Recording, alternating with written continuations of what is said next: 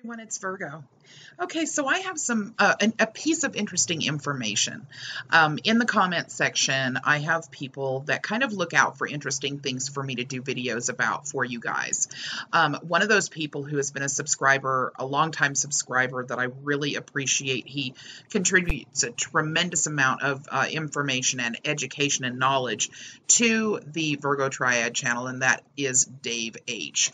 Dave sent me this link, and he wanted me to take a look at it, simply because it is not only interesting based on the fact that we've been doing a lot of videos with fact checks having to do with taxes, but also because it appears as though, yet again, Miss Lejeune has stepped into a hole. One of the things that con artists like to do is they like to try to distract. And a lot of times they will actually distract within their own subject, meaning that, for example, just very recently, I watched a video that High Frequency Radio did, Yusuf L. He likes to tout the whole story about right to travel, and that there's a specific case where the judge in the Supreme Court stated that it's unconstitutional for a state to require a driver's license from you. Therefore, your right to travel is, the Supreme Court ruled as a positive for those people who tout the right to travel argument.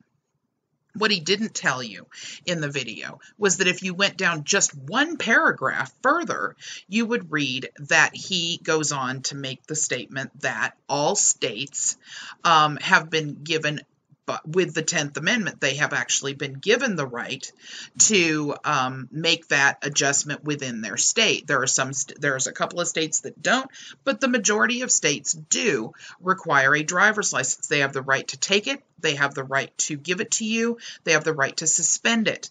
And he goes on to say that that is something that is going to be upheld. But Yusuf L. never goes as far as that second paragraph to explain that to you. And this is largely what April Lejeune did in this case. She was puffing her chest out and acting like Tarzan because this particular guy is someone who back in April refused to pay his taxes. He hadn't paid taxes since 1999. He claims it's because he opposes abortions. And of course, our taxes help fund Medicaid, which it's a roundabout way of looking at it, but whatever you want to say. And of course, this Miami Herald article says he just beat the feds in court. So Lejeune decided to go on her channel and start beating her chest about how this guy, who is a quote unquote patriot, that's a warning word for you right there, in the manner that they use it anyway, decided that he was going to fight the feds pro se, which means on his own, and he was going to battle them with regards to the taxes. So he's a tax protester. And Michael Bowman actually has a YouTube channel where he started teaching this stuff. Now, I'm going to go ahead and read a very quick piece of this, okay? And then I'm going to go down a little bit further and let you guys actually take a look at what was negated out of the video that April Lejeune did. She's notorious for doing this. It's something that she does regularly. She simply leaves out information in order to mislead you. Michael Bowman, a 53-year-old self-employed computer software developer from Columbia City, Oregon, hasn't paid his federal income taxes since 1999. He says it's because he's a Christian and his Christian ideals don't allow him to pay into the system that funds abortions. In a YouTube video explainer of his defense, he likened paying taxes that then go towards funding abortions to German citizens under Nazi rule, whose outed Jewish citizens sending them to their deaths. Okay. Now, if you go down just one more paragraph, it says, according to the Associated Press, he beats the feds in court this week. Okay, so if you stop there, then you get nothing else to the story. If you go one more paragraph down, to be clear, Bowman won the battle, but not the war. He's fighting with the IRS and the Oregon U.S. District Court when federal judges Michael W. Mosman dismissed a felony tax evasion charge against Bowman. They did actually file a dismissal for the felony tax evasion charge against Bowman, only to replace it with another charge. If you go over here to Court Listener, in which I'm going to place this link in the description for you to take a look at by yourself. Court Listener has the United States versus Bowman District Court of Oregon in their system for you to read. If you go down to the very end, you will notice that on February 8th, 2019, so just last month, there was an order granting a motion to continue the trial and reset. This time, however, he's decided not to try his own case pro se. This has scared him, and he's decided to get an attorney, which, as a very favorite of my subscribers made mention to in the comment section very recently, trying to try your own case against the IRS is suicide. So, for those of you that are tax protesters and are looking for an easy way out, don't follow Michael Bowman.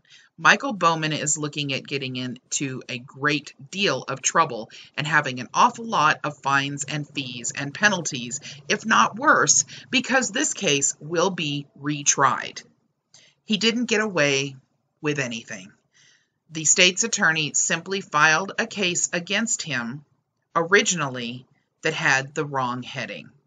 Not everything that you do is considered tax evasion. Just because you are not where the IRS can find you easily is not necessarily considered tax evasion. That was the only error that was made. The U.S. attorney that filed against Michael Bowman placed that as his reasoning behind putting the indictment out. The judge said no, it wasn't considered tax evasion. However, that doesn't mean that the trial can't be reset and retried, and that's exactly what's happening now. I hope this clears it up for anybody who was in question, and I hope this is interesting for anybody who is interested in this subject.